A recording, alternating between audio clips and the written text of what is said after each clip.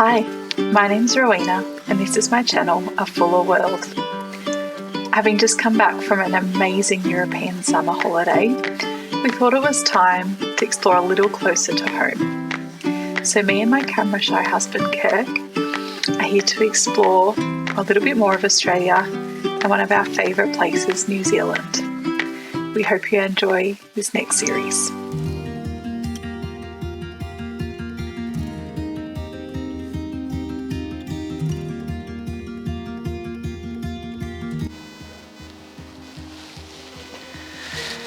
Good morning. So as promised, we are still in Rotorua this morning. And you might remember that Rotorua is kind of built on like a hotbed of geothermal activity.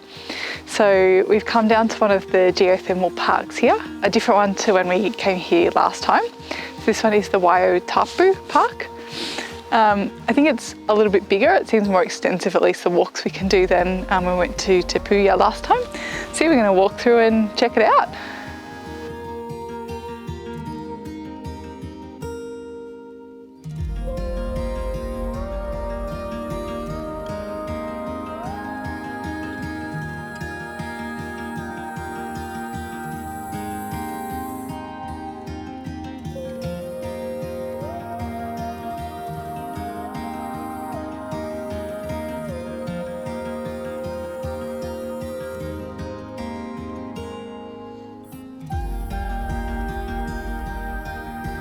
So there are 3 different walks that you can kind of choose to do here, and they all lead on from each other, so you can easily do all 3. The first one seems to be kind of like the biggest wow factor in terms of the geothermal stuff. And then as you progress through, you get a bit more of the like native bushland and forest as you walk through as well. But I would say like walks 2 and 3 are much quieter, like all the crowds have just thinned away and it's pretty much just Kirk and I doing this walk now. So if you want a little bit of a chance to get away from the crowd, definitely try and make the most of the park and do the whole thing.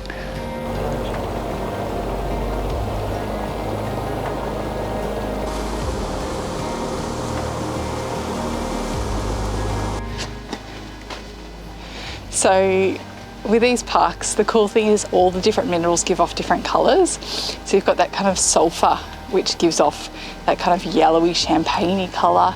And then some of the pools are kind of like a bright reddy orange.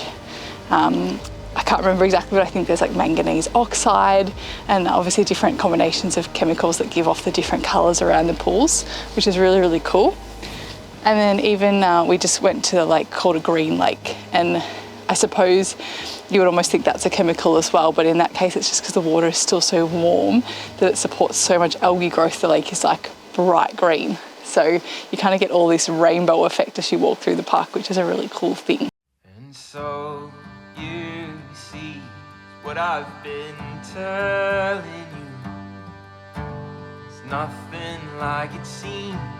It's what I've been telling you. Oh, you'd learn.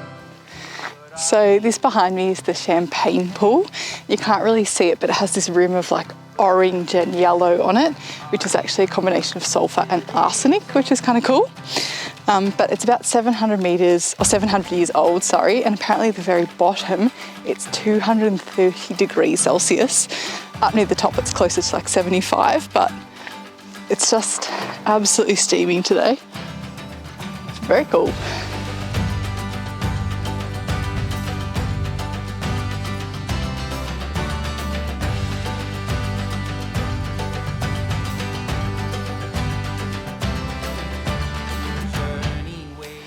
And then there's these giant craters all around. So apparently they're getting bigger like every year because the steam's kind of constantly breaking them down and expanding them. But this one actually has little birds' nests in the wall where they actually incubate the eggs with the heat, which is just like a cute little thing.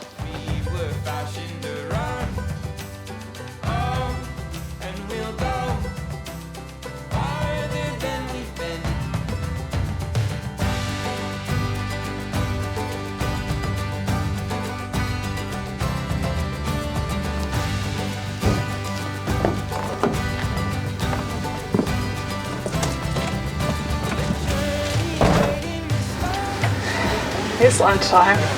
It's well past lunchtime. Let's go. All right, so after lunch we pretty much just crashed. I think a bit of food coma, and then we've started cleaning out the van because it is our last day in the van. We've got to take it back tomorrow, so sadly that means packing and cleaning it all up. But today is actually a special day in New Zealand. It's Matariki, which is basically the Maori version of New Year. So it's when the Matariki, or the Pleiades constellation, comes into the sky, and it sort of marks the start of a new season. So today was actually a public holiday here in New Zealand, and we're going to go join in the celebrations to end our time here. So we're heading down to some night markets, and I believe there might be a bit of a drone show as well. So yeah, we think it'd be a really nice way to just finish off our time here before we have to head home tomorrow.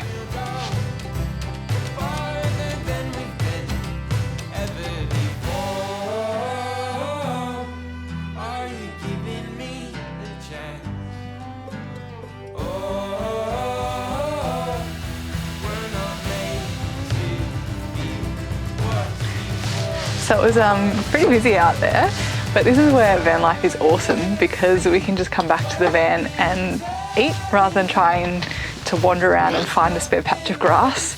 This is, yeah, awesome.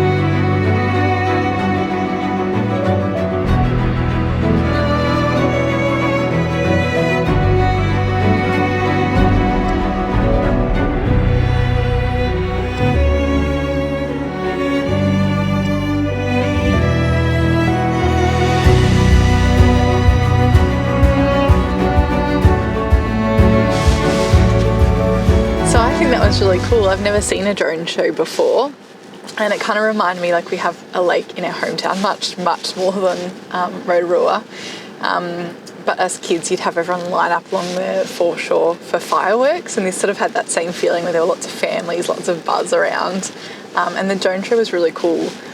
I think I wish I sort of knew what they were saying. They were speaking in Maori, but I assume that they were telling some sort of stories to go alongside the imagery as well. But now we've been sitting in the car for about 40 minutes, and the next trick is to try and get out of this car park. So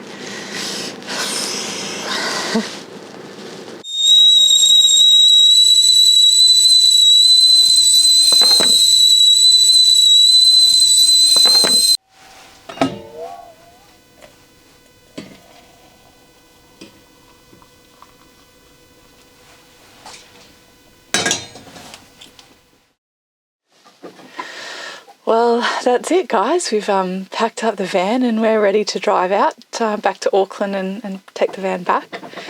It's been a really nice little getaway for us, and I definitely would go the bigger motorhome again. I think having a separate bed to table makes such a difference, not having to pack and set up the bed if you want that table. Having a bit more room in the fridge, having the van a bit better sealed and heated, particularly given we've been travelling off-peak and over winter, definitely like all big pluses for us. But it's crazy to think that next time we're doing something like this, we'll have a little tacker with us. So we've already been sort of imagining how van life would work with a little fella. So I think, you know, travelling New Zealand is something that is hopefully, fingers crossed, still on the cards for us, because we love it here and we love this lifestyle of travelling in a van. And I think it is hopefully manageable with a child as well. So yeah, next time we're here, next time you see us, hopefully things will look a bit different and we've got someone else to share all the fun adventures with. But for now, we're signing off from New Zealand, so we'll see you next time.